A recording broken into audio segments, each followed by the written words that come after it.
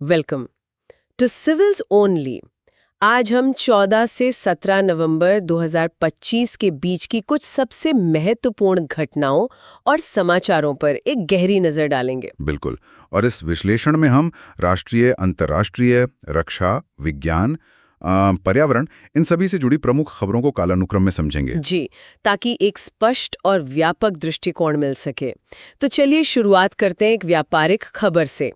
भारत ने वियतनाम से आने वाले कुछ स्टील उत्पादों पर एक शुल्क लगाया है। जी हाँ, ये एक कह सकते हैं एंटी डंपिंग शुल्क है। एंटी डंपिंग शुल्क। हाँ, और ये 5 साल की अवधि के लिए लगाया गया है। 5 साल के लिए। हाँ, और इसकी राशि क्या है? ये है 121.55 अमेरिकी डॉलर प्रति टन। अच्छा। और ये हॉट रोल्ड फ्लैट स्टील उत्पादों पर है।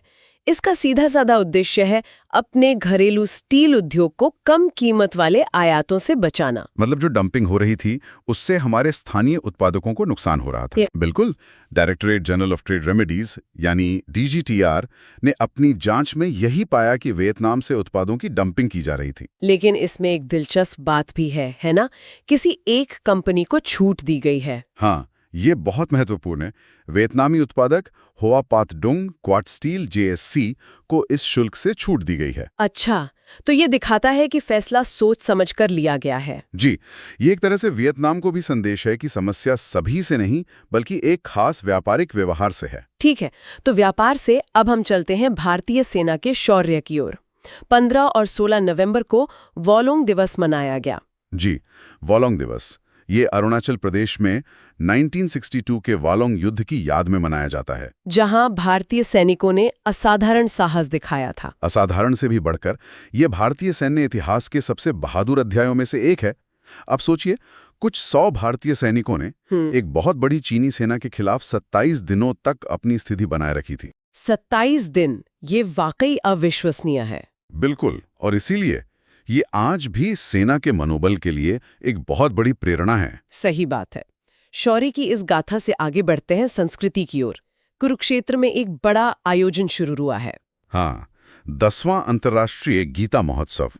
इसकी शुरुआत 15 नवंबर को हुई। और इसे अंतर्राष्ट्रीय क्यों कहा जा रहा है? क्योंकि इस बार इसका पैमाना वाकई में वैश्विक है। फिजी और त्रिनिदाद और टोबैगो से 20 पुजारी विभिन्न कार्यक्रमों में हिस्सा ले रहे हैं। अच्छा। और इतना ही नहीं, विदेश मंत्रालय के सहयोग से दुनिया के 51 देशों में भी कार्यक्रम आयोजित किए जाएंगे। यानी गीता का संदेश दुनिया भर में पहुंचाने की एक बहुत बड़ी कोशिश। जी बिल्कुल। चलिए, अब संस्कृति से भविष्य की तकनीक की ओर चलते हैं। कतर से एक खबर आई है जिसने शहरी परिवहन के भविष्य की एक झलक दिखाई है। हाँ, ये तो किसी साइंस फिक्शन फिल्म जैसा लगता है। कतर ने अपनी पहली पूरी तरह से स्वचालित एयर टैक्सी का सफल परीक्षण कर लिया है। एयर टैक्सी मतलब उड़ने वाली टैक्सी। जी। इसे EV टोल कहते हैं, यानी electric vertical take off and landing. Okay. ये स्मार्ट और टिकाऊ शहरी गतिशीलता की दिशा में एक बहुत बड़ा कदम है। और इसका परीक्षण किसने किया? ये परीक्षण वहां के परिवहन मंत्रालय यानी MOT द्वारा किया गया। बहुत दिलचस्प। अब रक्षा क्षेत्र की बात करते हैं। भारतीय वायुसेना एक महत्वपूर्ण अभ्यास में हिस्सा ले रही है। जी, भारत फ्रांस द्विपक्षीय हवाई अभ्यास गरुड़ 25। ये गरुड़ अभ्यास का कौन सा संस्करण है? ये 8वां संस्करण है और ये भारतीय वायुसेना और फ्रांसीसी वायु और अंतरिक्ष बल यानी FASF के बीच हो रहा है। और ये हो कहाँ रहा है? ये फ्रांस के मॉन्ट डी मार्सन एयरबेस पर हो रहा है। ठीक है। अब पर्यावरण संरक्षण से जुड़ी एक बहुत ही अहम खबर पर आते हैं। जी। सुप्रीम कोर्ट ने झारखंड में सारंडा वन्य जीव अभयारण्य को लेकर एक निर्देश दिया है। जी, और ये एक ऐतिहासिक फैसला है। कोर्ट ने झारखंड सरकार को सारंडा गेम सैंक्चुरी के लगभग 31,468 हेक्टेयर क्षेत्र को 90 दिनों के भीतर सारंडा वन्य जीव अभयारण्य के रूप में अधिसूचित करने का निर्देश दिया है। लेकिन ऐसे फैसलों में अक्सर स्थानीय समुदायों के अधिकारों का सवाल उठता है। बिल्कुल, और कोर्ट ने इसी बात का ध्यान रखा है। कोर्ट ने साफ किया है कि इस घोषणा से वहां रहने वाले आदिवासी समुदायों जैसे हो, मुंडा, उरांव, जी, उनके व्यक्तिगत या सामुदायिक अधिकारों पर कोई असर नहीं पड़ना चाहिए, जो वन अधिकार अधिनियम 2006 के तहत संरक्षित है। ये तो बहुत ही संतुलित फैसला है। हाँ, और साथ ही अभयारण्य क्षेत्र या उसकी सीमाओं के 1 किलोमीटर के भीतर किसी भी नई खनन गतिविधि की अनुमति भी नहीं होगी। चलिए, अब अंतर्राष्ट्रीय संबंधों की ओर रुख करते हैं।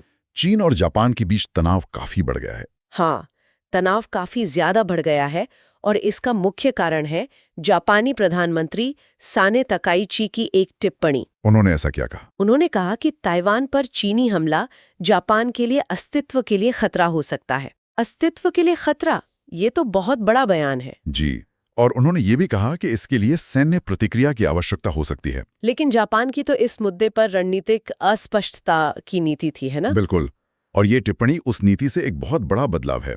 ये चीन के लिए एक सीधी चेतावनी की तरह है। चलिए अब कुछ और महत्वपूर्ण सुर्खियों पर एक नजर डालते हैं। इस हफ्ते विज्ञान और तकनीक में भी काफी कुछ हुआ है। बिल्कुल, सबसे पहले तो साइबर सुरक्षा में गोवा ने एक कमाल किया है। क्या किया है? गोवा अपने नए क्लाउड आधारित 1930 साइबर फ्रॉड कॉल सेंटर के माध्यम से साइबर धोखाधड़ी कॉलों पर 100% प्रतिक्रिया दर हासिल करने वाला भारत का पहला राज्य बन गया है। 100%?